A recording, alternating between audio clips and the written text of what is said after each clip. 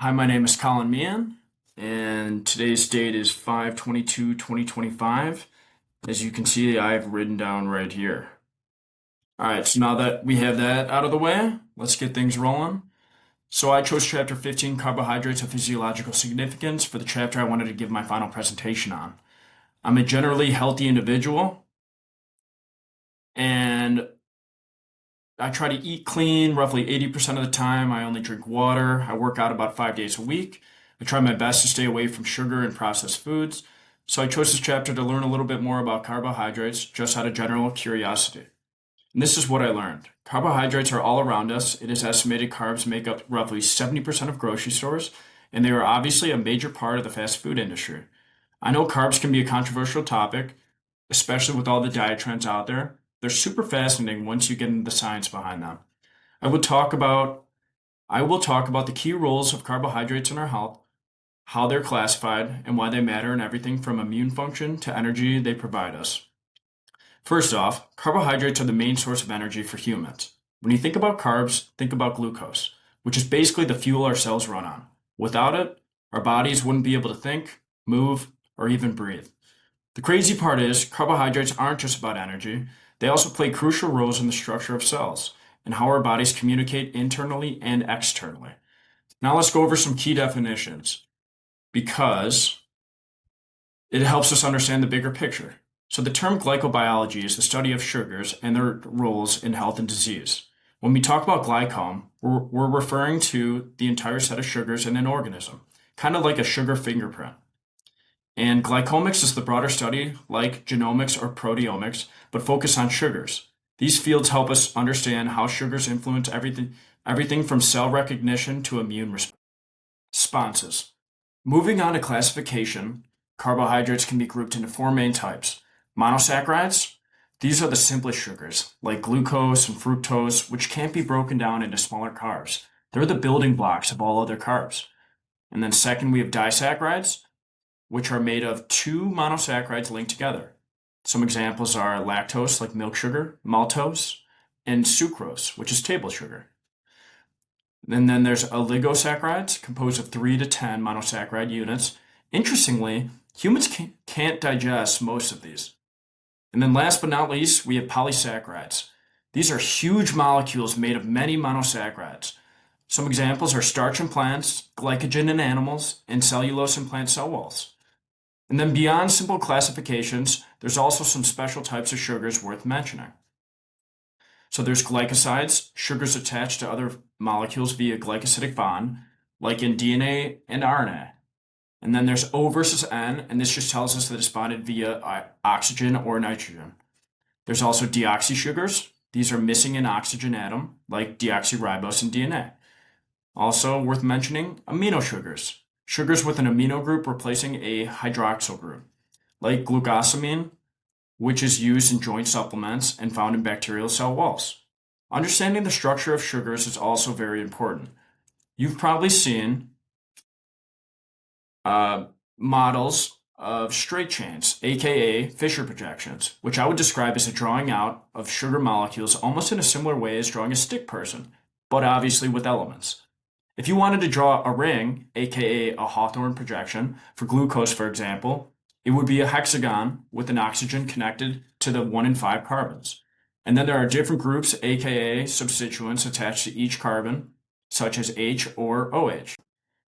There is also chair conformations, which are 3D drawings of a sugar. This makes it easy to tell whether the substituents are facing up or down. Sugars exist in various forms, like D and L isomers, which are mirror images of one another, kind of like your hand we learned in organic chemistry. So Puranos, which is a 6-membered ring, versus Furanos, 5-membered ring. There's also alpha versus beta, which is the positioning of the OH, and then epimers differ at one specific carbon. And then finally, there's aldose versus ketone, which is pretty self-explanatory. It's just if there's an aldehyde or a ketone group attached. And these structures influence how our bodies recognize and process these molecules. So now that we have a little bit more better understanding of carbohydrates, let's introduce glycemic index, which has a connection with what we discussed in this class, actually. This measures how quickly a carbohydrate raises your blood sugar. In this class, we learned how our body responds when we are eating or fasting and how the body tries to keep our blood glucose in homeostasis. For example, eating white bread has a high GI, which causes a quick spike, as you can see in this graph.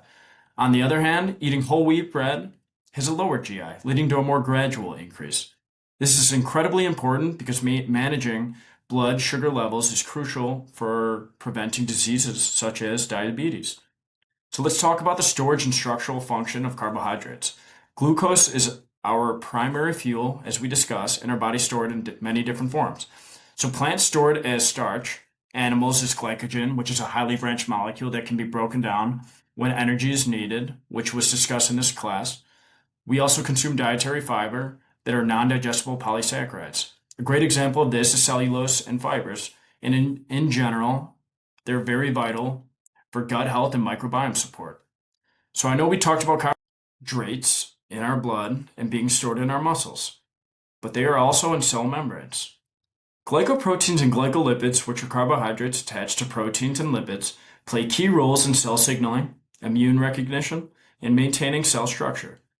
So the outer surface of cells, called the glycolycs, is rich in these sugars and helps cells communicate and defend against pathogens, which is pretty cool.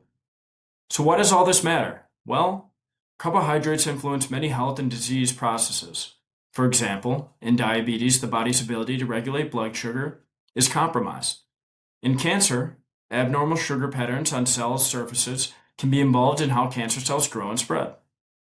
And having a better understanding of sugars helps in designing vaccines and diagnostics, believe it or not. All right, to summarize. So carbohydrates are vital for energy, structure, communication, and immune defense. They are complex but incredibly important molecules that impact our health on multiple levels, as you can see.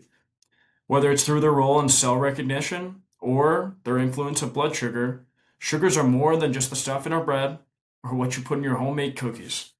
They are fundamental to how our bodies function and stay healthy. Alrighty, now the multiple choice section. So, number one, what is the primary role of carbohydrates in biological systems?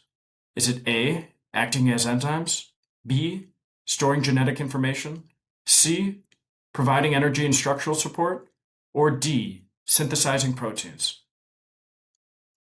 The correct answer is C, providing energy and structural support. Number two, which of the following correctly matches a carbohydrate classification with an example?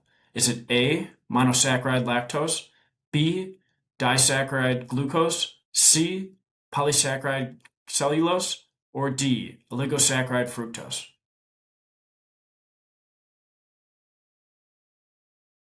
All right, the answer to number two is C, polysaccharide cellulose. All right, number three, which is that's in the way a little bit, but what is the difference between D and L isomers of sugars? Is it A, number of carbon atoms, B, type of glycosidic bond, C, direction they rotate, plane polarized light, or D, spatial arrangement around the chiral carbon? The correct answer is D, spatial arrangement around the chiral carbon. All right, question number four. What is the glycemic index, aka GI? Is it A, a measure of how many calories are in carbohydrates? B, a ranking of carbohydrates based on their sweetness? C, a scale that measures the impact of carbohydrates on blood sugar levels? Or D, the number of sugar units in a carbohydrate? The correct answer is C, a scale that measures the impact of carbohydrates on blood sugar levels. All right, our last and final question, number five. Which carbohydrate structures are involved in cell signaling and immune recognition? Is it A, glycolipids and glycoproteins? Is it B, starch and glycogen? Is it C, glucose and fructose? Or is it D, deoxy and amino sugars? The correct answer is A, glycolipids and glycoproteins. All right. And then these are all the answers to those multiple choice questions. And that's all, folks. Here are my references at the end, and I just wanted to say I hope you learned something about the physiological significance of carbohydrates. Thank you for a great semester, and I hope you enjoyed my presentation. I just wanted to say thank you very much for listening in. because it was great.